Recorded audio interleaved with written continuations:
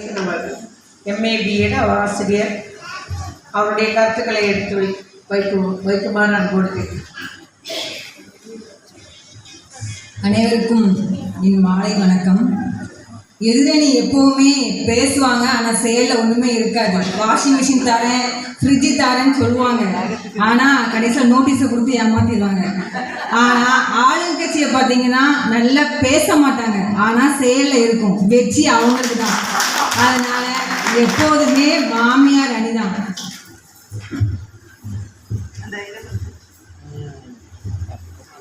என் தாய்மொழியான தமிழ் மொழியை வழங்கி இனிதே துவங்குகிறேன்.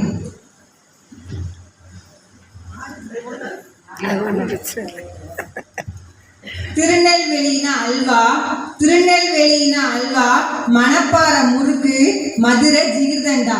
நம்ம தூத்துக்குடினா மீன், கருவாடு, உப்பு, இதெல்லாம் பழசு. இப்போ நம்ம ட்ரெண்டிங்கில் இருக்கிறது நம்ம தென்னெழுத்து ஜான்சி ராணி, சமூக நலத்துறை அமைச்சர், நமது நடுவர், நம்ம அக்கா திருமதி கீதா ஜீவன் அவர்கள். தூத்துக்குடியில் மக்கள் இவ்வளோ சந்தோஷமாக செழிப்பாக இருக்காங்கன்னா அதுக்கு காரணமே நம்ம அக்கா தான். ஏன்னா என்ன பிரச்சனையாக இருக்கட்டும், குறிப்பாக பெண்களுக்கு என்ன பிரச்சனையாக இருந்தாலும் முதல்ல வந்து நிற்பாங்க. அதான் நம்ம அக்கா சிங்கப்பெண். அவர்களுக்கு நன்றியையும் வணக்கத்தையும் தெரிவித்துக் கொள்கிறேன்.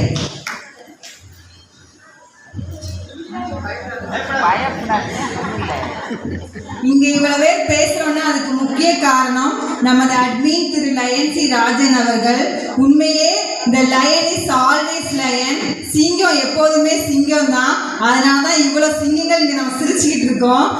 அவரது துணைவியாரான ஜெனிராஜன் அவர்களுக்கும் அவரது 2 குழந்தைகள் சுறுசுறுப்புனா அந்த பிள்ளைகிட்டேருந்து கற்றுக்கலாம். ஏன்னா அவ்வளோ சுறுசுறுப்பாக எந்த ஒரு கோபமும் படாமல் வேலையை வந்து எப்போவுமே டக்கு டக்குன்னு. இப்போ நம்மலாம் காலையில் எழுந்திரிச்சோமா, நல்ல வேலையை பார்த்தோமா, சாப்பிட்டோமா, தூங்கினோமா இருக்கும். ஆனால் அவங்க அப்படி இல்லை.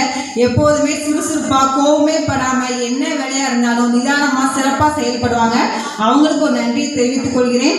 சிந்தனை சாரல் உமா காசி தங்கம் அவர்களுக்கும் எப்போவுமே சிரிச்சுக்கிட்டு இருக்க, கோவமே படாத சிறந்த மாமியார்னே சொல்லலாம் அவங்கள. ஏன்னா எப்போதுமே அதிகாரமும் இருக்கும், அன்பும் இருக்கும். அதனால அவங்களுக்கு ஒரு நன்றியையும் வணக்கத்தையும் தெரிவித்துக் கொள்கிறேன். தலைப்பு என்ன அப்படின்னா, சிறந்த நிர்வாகம் மாமியாருக்கா அல்லது மருமகளுக்கா? என்னைய கேட்டீங்கன்னா சிறந்த நிர்வாகம் மாமியாருக்கு, குடும்பத்தை பிரிக்கிறதுல மருமகளுக்கு. இது கரெக்டு தானே? ஏன்னா வரும்போதே ஒரு ஆர்டர் போடுவாங்க. எப்படி தெரியுமா? வீட்டுக்கு நாங்கள் வருவோம், கல்யாணத்தை முடிப்பாங்க, நல்லா வருவாங்க, அடுத்த நாளே சொல்லுவாங்க இதில் ஒரு பங்கு போடுங்க, பங்கு போட்டால் தான் நான் உள்ளே இருப்பேன், அடுத்த நாள் இல்லைன்னா வெளியே போயிடுவேன் அப்படிம்பாங்க. இன்னொன்று, முதல்ல வசந்தகுமாரி அந்த பொண்ணு பேசும்பொழுது நல்லா பேசினாங்க, அருமையாக இருந்தது. எப்படின்னா மாமியார் அந்த மாதிரி பேசினாங்க, உண்மையாக பேசினாங்க. இன்னும் கல்யாணம் முடியலாமா உனக்கு? கல்யாணம் முடிஞ்ச பிறகுதான் தெரியும் மாமியாருங்கிறது குடும்ப குத்துவிளக்கு மாதிரி. குடும்ப குத்துவிளக்க பார்த்துருக்கீங்களா? அவ்வளோ பிரகாசமாக இருக்கும். இவ்வளோ மாமியார் இருக்கீங்க, கைத்தட்டுங்க. உங்களுக்கு தான் பெருமையாக பேசுகிறேன். எனக்கெல்லாம் கேட்டீங்கன்னா மாமியார் பிடிக்குமா பால்கோவா பிடிக்குமான்னு கேட்டால் மாமியார் தான். பிரியாணி பிடிக்குமா? இன்னைக்கு கூட நான் பிரியாணி சாப்பிடல. ஏன்னா எங்கள் மாமியார் விட்டு ஒரு நாள் பிரிஞ்சிருக்கிறதுனால பிரியாணி கூட ஒழுங்காக சாப்பிடல. ஏன்னா எனக்கு எங்கள் மாமியார்னா அம்புட்டு உசுறு. நான் மாமியார் போதையில் இருக்கேன் இப்போ. ஏன்னா என் மாமியாரை பற்றி பேசணும் அப்படின்னா அப்படியே ரத்தம் துடிக்கி என்னால் இருக்கவே முடியல. ஏன்னா அவங்க ஒரு குடும்ப குத்து விளக்குங்க. ஒரு கல்யாணம் முடிஞ்சு வீட்டுக்கு வரேன்னா மாமியாரை பார்த்தீங்கன்னா தெரியும், அவளை சிரிச்ச முகத்தோட வாமா அப்படிம்பாங்க. ஒன்றும் இல்லை, இப்போ வீட்டுக்கு யாராவது விருந்தாளி வாங்கன்னு வச்சுக்கோங்களேன், மருமக வாங்கன்னு பார்ப்பாங்க. அவங்க சொன்னாங்க வீட்டுக்கு விருந்தாளி வந்தால் நல்லா செஞ்சு கொடுப்பாங்க வைப்பாங்க. ஒன்றும் இல்லை, நிர்வாகம் பண்ணுறது எப்படி நிர்வாகம் பண்ணுவாங்க? இப்போ ட்ரெண்டிங்காக ஒரு மியூசிக் வருது, இடியாப்பம், அந்த மாதிரி தான். உள்ளே இருப்பாங்க, ஆனால் வெளியே போயிடுவாங்க. எப்போ இருக்காங்க எப்போ இல்லைங்கிறதே தெரியாது. அதனால நான் என்ன சொல்றேன்னா, சிறந்த நிர்வாகங்கிறது மாமியார் தான். ஒன்றும் இல்லை, இப்போ நம்ம கையில் அமௌண்ட் ஏதாவது, இப்போ 2 பேர் வேலைக்கு போகிறோம், இப்போ 2 பேர் வேலைக்கு போகிறோம், கணவன் மனைவி 2 பேருமே வேலைக்கு போகிறோம். ஆனால் நம்ம கையில் காசு இருக்காது. எப்படின்னா 15ஆம் தேதிக்கு மேலே நம்ம கையில் காசு இருக்காது, செலவு பண்ணிடுவோம். ஆனால் மாமியார் அந்த காலத்தில் என்ன பண்ணுவாங்கன்னா, ஒருத்தர் தான் மாமனார் வேலை பார்ப்பாங்க, மாமியார் நிர்வாகம் பண்ணுவாங்க.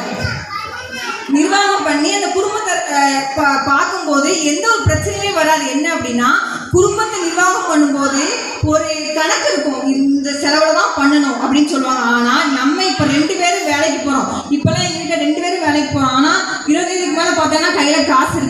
காரணம் செலவுகள். எப்படி பியூட்டி பார்லர் த்ரெட்டிங் பண்ணுறது, இந்த மருமகள் அணியில் பேசினாங்களே செலவே பண்ண மாட்டோம், ஜிபே ஃபோன்பேலாம் வச்சுருக்கோம் ஆனால் செலவே பண்ண மாட்டோம். ஒன்றும் இல்லை 1ஆந்தேதி காசு வரலன்னா, என் கணவர்கிட்டலாம் 1ஆந்தேதி அமௌண்ட் வரல அப்படின்னா 1ஆந்தேதி ஆகிட்டுனா சேலரி போட்டாச்சா, இல்லை போடலை. என்ன காரணம்? போடுவாங்க, லைட்டாக போடுவாங்க. அப்படியா? நேற்று நியூஸில் பார்த்தேன், என்ன இந்த மாதிரி சம்பளம் இல்லைன்னு பொண்டாட்டி எலி மருந்து வச்சு கொண்டுட்டாலாம். நம்ம வீட்டுக்கு ஒன்று வாங்கிட்டாங்க. எதுக்கு வேண்டிருக்கணும்? எலி மருந்து வச்சு எலி சாகாது.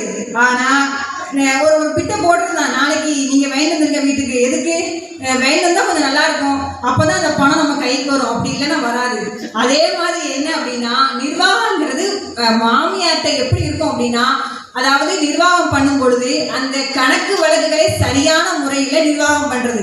மாமனார் 15ஆந்தேதி 18ஆந்தேதி ஆயிட்டுனா, ஐயோ நம்ம கையில் காசு இல்லையே என்ன பண்ணுறது அப்படின்னு புலம்புறதுக்குள்ள உள்ளே இருந்து கடுகு டப்பால போட்டுட்டான்னு சொன்னாங்களே, அந்த கடுகு டப்பால போட்டு இப்போ நம்ம கையில் ஒரு ஃபோன்பேல 500 ரூபாய் இருந்தாலே என்ன ஆர்டர் போட்டு வாங்கலாம் நம்ம நினைக்கும்.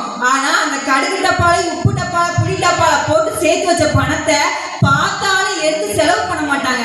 அது இருக்கட்டும், நம்ம மாச கடைசி ஆயிட்டுனா உதவுணுமேங்கிறதுக்காண்டி அவங்க மண்டையை சொருகிட்டு, மாமனார் மண்டையை சொருவாரு. அப்போவுமே உடனே மாமியார் வந்து ஒன்றும் பிரச்சனை இல்லை, நான் தரேன், இதை செலவு பண்ணுங்க.